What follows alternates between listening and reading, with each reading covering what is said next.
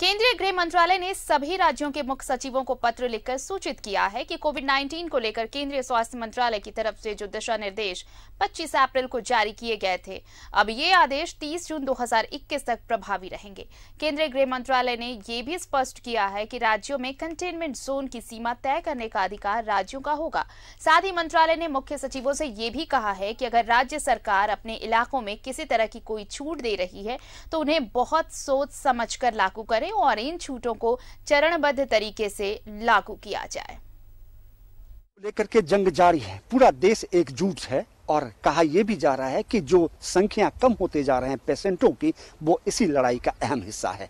केंद्रीय गृह मंत्रालय ने सभी राज्यों के मुख्य सचिवों को खत लेकर के इस बात की जानकारी दी है कि कोरोना का कहर जो है थोड़ा कम जरूर हुआ है, लेकिन समाप्त नहीं हुआ है, इसलिए आपको सचेत रहना होगा।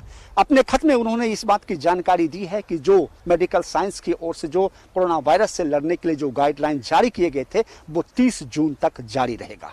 सवाल उठता है कि जिस तरह से कोरोना वायरस को लेकर के सभी लोग लड़ रहे हैं, परेशान हैं, उसको खत्म करने की अब जरूरत है। इसलिए राज्यों के ऊपर डिपेंड है, क्योंकि कई राज्यों में 30 मई तक ही लॉकडाउन है। उसको आगे बढ़ाने को लेकर के केंद्रीय गृह मंत्रालय ने कहा कि राज्य अपने हिसाब से उसको कर सकते हैं, क्योंकि ये अधिकार राज्यों के अंदर में है। कहा यह भी जा रहा है कि जिन जिलों में 10% से पेशेंट हर रोज अधिक आते हैं, तो उनको देखते हुए उसको कंटेनमेंट जोन को बढ़ाना नहीं बढ़ाना राज्य के ऊपर डिपेंड करना है। और लेकिन इस बात को सोच समझ लें कि अभी कोरोना से लड़ाई हमारी जारी है और इसको खत्म नहीं किया गया है। यानी सरकार की ओर से, केंद्र सरकार की ओर से जो गाइडलाइन जारी किए गए हैं वो 30 जून तक है।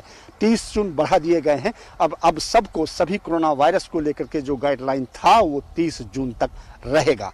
ऐसे में कई लोगों को जो दिक्कतें हो रही है वो राज्य सरकार के ऊपर डिपेंड करता है कि वो अपने राज्य की जनता को किस तरह से सहूलियत देते हैं, क्योंकि उनकी जिम्मेदारी राज्य सरकार की है। दिल्ली से कैमरामैन शशि के साथ अमर सिंह, न्यूज़ 11 भारत।